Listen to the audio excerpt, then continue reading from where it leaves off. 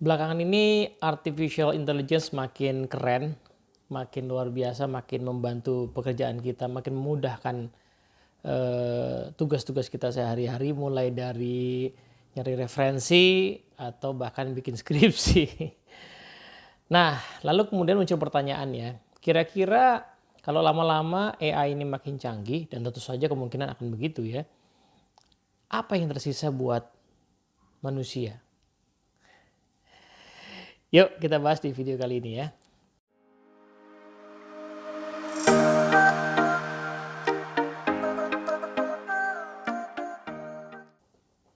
Halo teman-teman semua, Assalamualaikum warahmatullahi wabarakatuh. Apa kabar?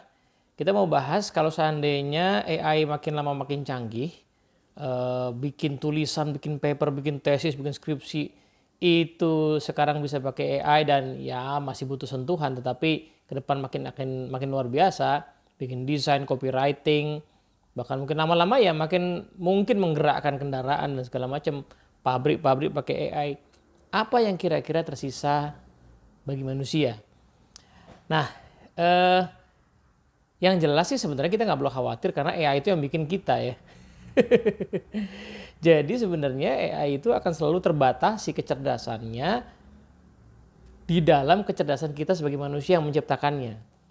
Ya kan, namanya dia kecerdasan buatan, berarti tidak mungkin melebihi yang membuat. Kecuali, nah ini dia. Kecuali manusia yang membuat lama-lama memang menghilangkan kemampuan kemanusiawiannya. Menghilangkan kemampuan kemanusiawiannya. Jadi kecerdasan kita yang sebenarnya yang harusnya berfungsi menciptakan kecerdasan buatan, ternyata lama-lama kita kerdilkan, kita kurangi. Nah, kenapa itu bisa terjadi dan gimana supaya itu nggak terjadi? Nah, ini yang mau kita bahas di video kali ini. Jadi beberapa mungkin minggu atau bulan yang lalu ya, pernah ada satu wakil menteri yang merupakan seorang ilmuwan yang ngasih kita sebuah ceramah gitu ya, tentang bahwa yang namanya AI itu bisa ngaco. Ya, jadi dia pernah membuat sebuah prompt di sebuah salah satu produk ya, artificial intelligence. Ternyata jawabannya begitu meyakinkan, padahal ternyata yang dia tanyakan itu sesuatu yang tidak ada. Nah, jadi si AI-nya begitu imajinatif menciptakan jawaban yang sebenarnya pertanyaan itu sendiri tidak valid. Nah, saya ngalamin sendiri beberapa minggu yang lalu. Jadi singkat cerita, saya lagi nulis sebuah karya tulis, kemudian di situ saya ingat saya mau memasukkan satu kutipan yang saya selalu dengar, tapi saya tuh bingung ini asal muasalnya dari mana. Kutipan ini cukup terkenal, tapi referensinya dari mana? Saya butuh untuk menampilkan referensi itu dan butuh untuk mencermati betul kalimat aslinya bagaimana.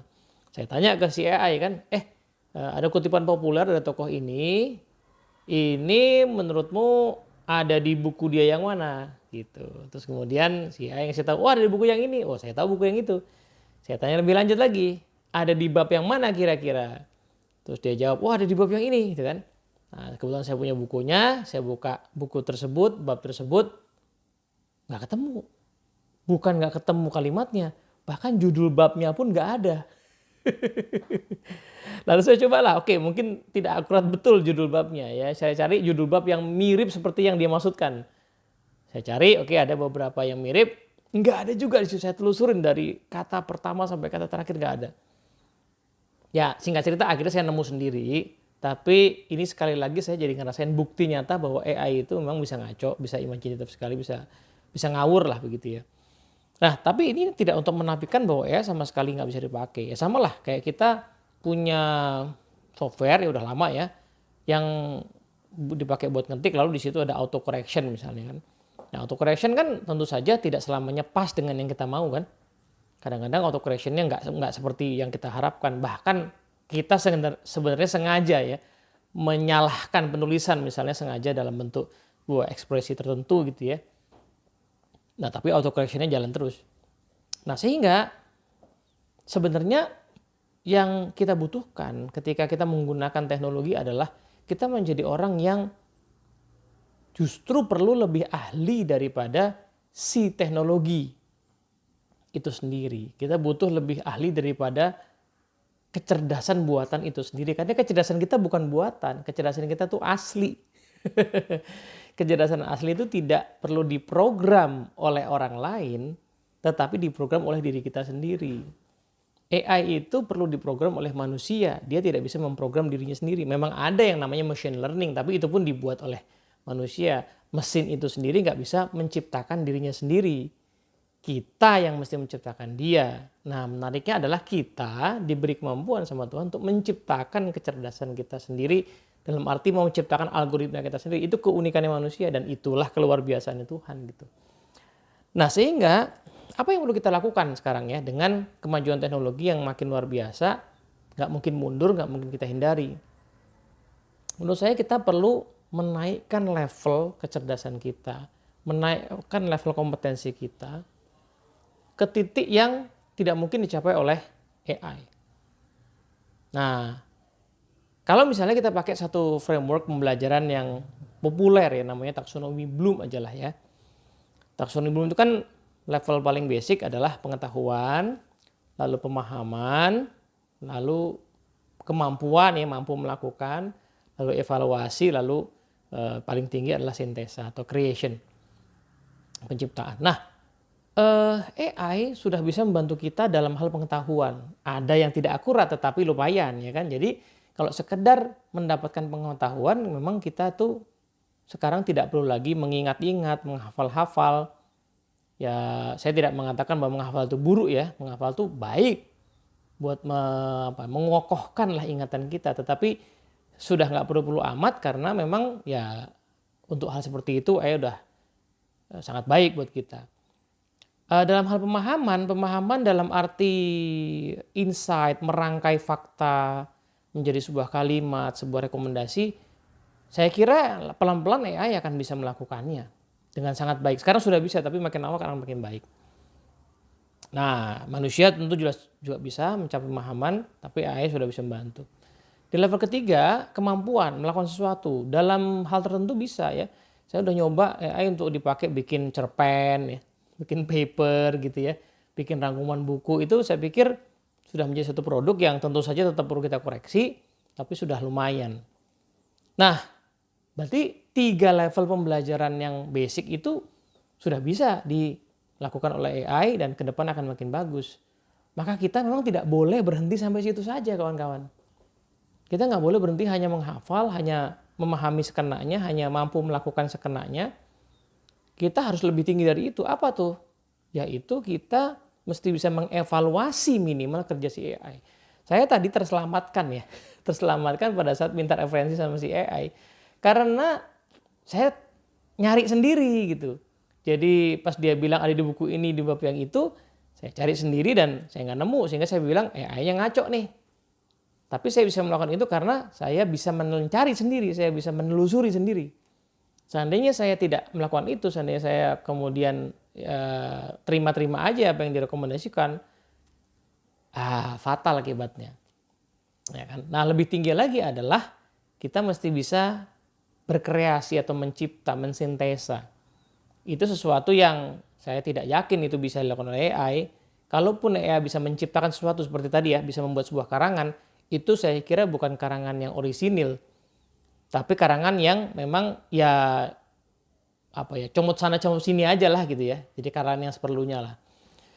Sebab ya sepertinya disitulah ya kemampuan manusia yang khas adalah kemampuan dia untuk memahami pola dan mengevaluasi pola itu sendiri, kemudian cara mengevaluasi pola itu sendiri.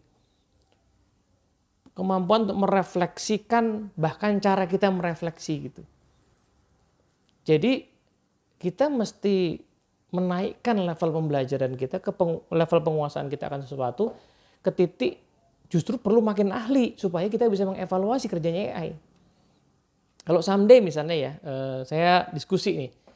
Misalnya someday di dunia human resources yang saya dalami itu makin lama AI akan makin bisa membantu teman-teman di talent management misalnya. Jadi ada data profil orang, kemudian ada data pekerjaan yang dibutuhkan. Lalu ketika orang talent management ditanya, saya ada posisi kosong nih sama direktur ya, saya posisi kosong di sini, tolong cariin orang yang kira-kira sesuai profilnya siapa aja.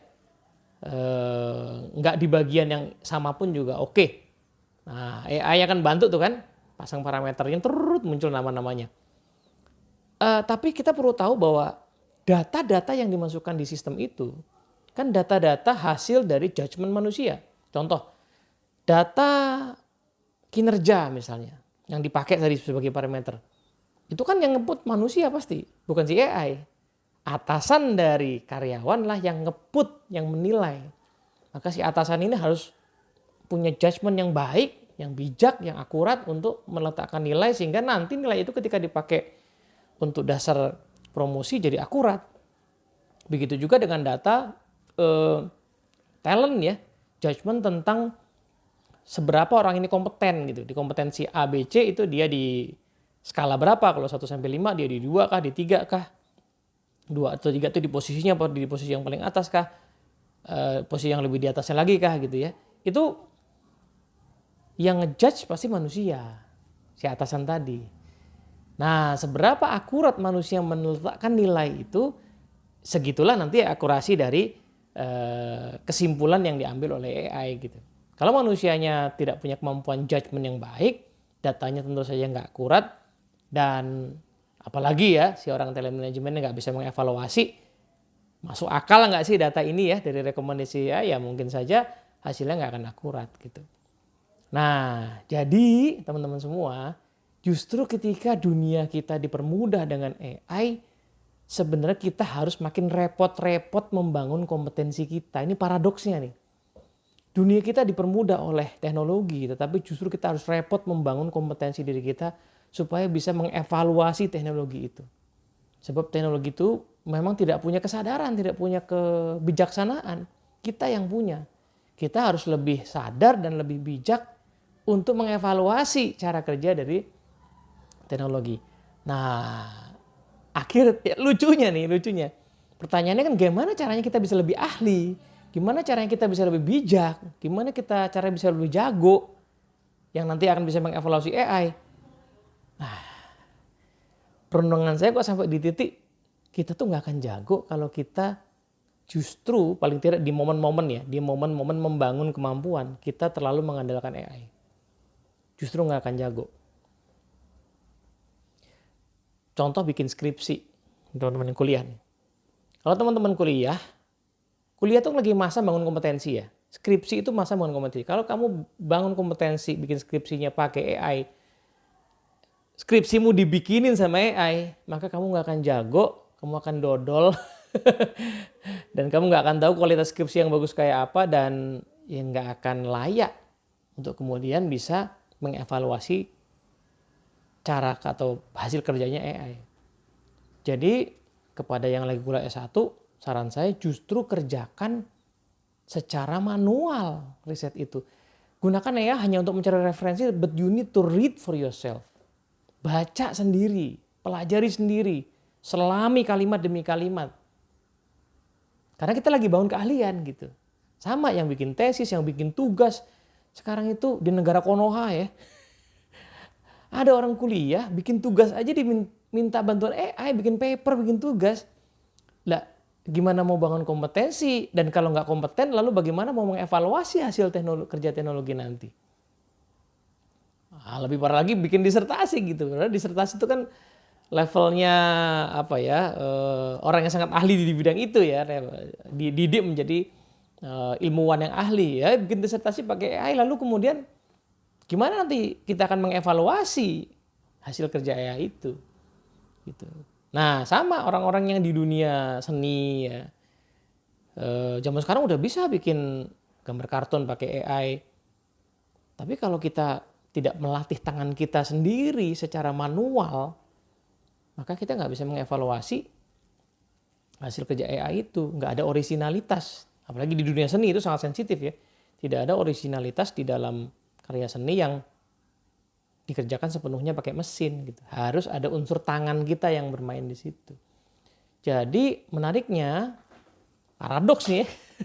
Sementara teknologi itu mempermudah kita, justru kita harus makin ahli, dan dalam rangka menjadi ahli itu kita justru harus bersusah payah berepot-repot bangun kompetensi yang caranya adalah mengerjakan secara manual. Jadi justru jangan kita terlalu banyak menggunakan teknologi.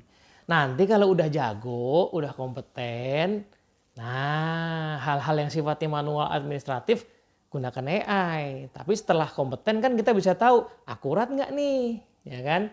Misalnya ya teman-teman yang jago statistik, udah kompeten nih, bisa statistik, lalu ngolah datanya mau banyak banget, data ribuan, data ratus ribu, data jutaan data. Nggak mungkin manual lah, kita pakai teknologi, tapi karena kita ngerti statistik, kita bisa ngecek, ini masuk akal nggak datanya. Bahkan penelitian kualitatif misalnya sekarang itu sudah bisa mengolah ya codingnya itu pakai teknologi. Tapi hanya kita bisa evaluasi kalau kita memang ahli. Pas dibaca deh transkripnya ya, kemudian kita lihat hasil codingnya, masuk akal nggak nih cara kerja si mesin ini gitu. Nah, jadi paradoksnya di situ. Justru untuk bisa mengevaluasi hasil kerja teknologi, kita malah harus bersusah payah membangun kompetensi yang caranya adalah belajar menjadi ahli secara manual gitu ya. Oke, moga-moga manfaat. Assalamualaikum warahmatullahi wabarakatuh.